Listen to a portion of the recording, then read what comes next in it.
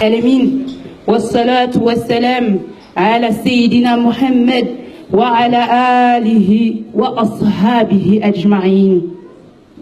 On remercie Allah subhanahu wa ta'ala qui est le créateur de toutes choses. Et sans lui, rien ne serait possible et il a la royauté sur toutes choses. On remercie également notre bien-aimé Mohammed sallallahu alayhi wa sallam qui a tant travaillé pour sa communauté et qui doit être un exemple pour nous. Allah nous dit dans la sourate Ahzab verset 21 لقد كان لكم في رسول الله أسوة حسنة لمن كان يرجو الله واليوم الآخر. En effet, vous avez dans le messager d'Allah un excellent modèle à suivre pour quiconque espère en Allah et au jour dernier. Que la paix et la bénédiction d'Allah soient sur lui, sa famille ainsi que ses compagnons. Alhamdulillah, Allah Ta'ala choisit le prophète Mohammed sallallahu alayhi wa sallam afin de guider l'humanité entière. Et c'est donc le prophète qu'on doit suivre, car il y a en lui un excellent exemple. En effet, Allah subhanahu wa ta'ala nous dit dans la sourate Hashr, verset 7, ce que le messager vous donne, prenez-le. Et ce qui vous interdit, abstenez-vous-en. Mes frères et sœurs, assalamu alaikum wa rahmatullahi wa barakatuhu. Le thème que nous allons aborder est primordial dans la vie du musulman. Or, aujourd'hui, il est délaissé, voire abandonné. Il s'agit de la sunna de notre prophète et messager, Mohammed sallallahu alayhi wa sallam. Avant l'arrivée du prophète Mohammed sallallahu alayhi wa sallam, toutes les nations ont reçu au moins un prophète. La mission de ce fait était d'instruire son peuple sur la manière d'adorer Allah comme il se doit. Le prophète n'a pas échappé à la règle.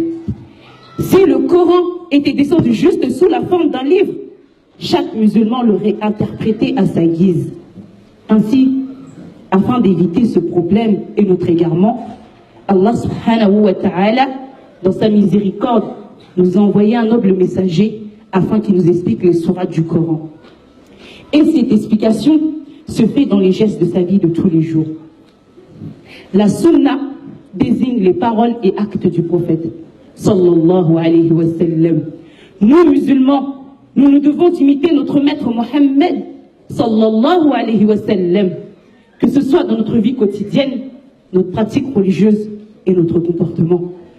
Comme l'honnêteté, la gentillesse, être de confiance, savoir pardonner et faire preuve de patience. Saluer son frère avec le sourire, remercier, ne serait-ce que pour une chose minime, cacher les défauts de son frère et plein d'autres exemples encore. Donc, on a bien compris que pour être agréé auprès d'Allah, il faut suivre le prophète, alayhi salam. Mais qu'en est-il de nous musulmans aujourd'hui? Il y a une grande différence avec les pieux prédécesseurs.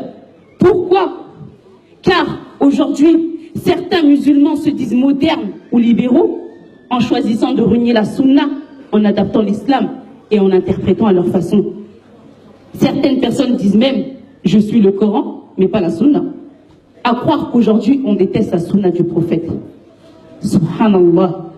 Celui qui s'est battu pour que tu sois musulman à une pratique trop ancienne pour toi. Parce qu'en 2016, les paroles d'Allah et de son messager doivent changer, sont périmées.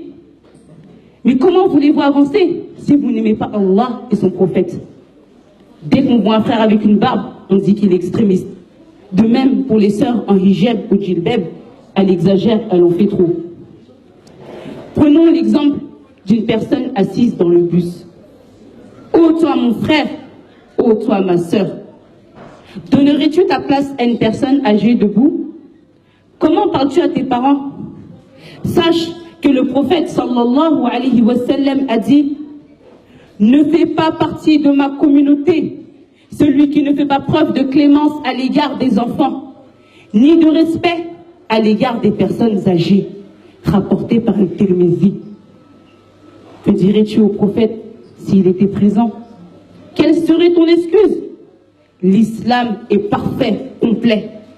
Le Coran et la Sunna vont ensemble main dans la main. Le Coran est la parole d'Allah, le Tout-Puissant. Et la Sunna est exprimée à travers les paroles et actes du prophète.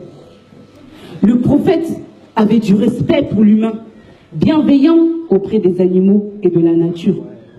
Le prophète sera le seul à se préoccuper de sa communauté le jour où même ta mère te fera, ton père te fera, ton mari, ta femme, tes amis, tes enfants te feront.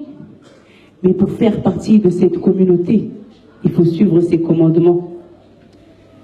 Je voudrais terminer avec un hadith de notre bien-aimé qui dit, selon Abu Huraira radiallahu anhu, le prophète sallallahu alayhi wa sallam a dit, toute ma communauté entrera au paradis, sauf ceux qui s'y refusent.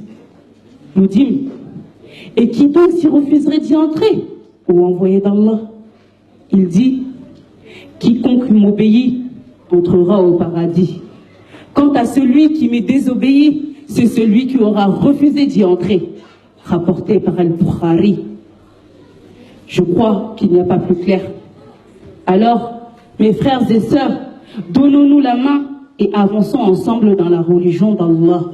Barakallahu fikum, wassalamu alaikum wa rahmatullahi wa barakatuhu. Wa alaykum salam wa rahmatullah. Depuis tout à l'heure, je pleure. Hein. Tes paroles m'ont touché beaucoup. Masha'Allah, Masha'Allah. Masha'Allah. Masha'Allah. Mon cœur, il a tremblé. Attention, ceux qui vont venir après. Elle a même regardé le jury. J'ai noté, hein, c'est la première sur ma liste. Elle a même regardé le jury. Masha'Allah, Masha'Allah, Masha'Allah. Depuis quand est-ce que tu es à la Madrasa Sunna Jeunesse? Depuis septembre. Septembre. 6 mois, on va dire. Masha'Allah. Franchement, du courage. Hein. Du courage parce que franchement, c'est une première fois. Oui. Masha'Allah, franchement. Ça nous a touchés quand même. Ouais, les paroles, elles ont été très touchantes. Barakallahu fik, Orti. Trafic, barakallah.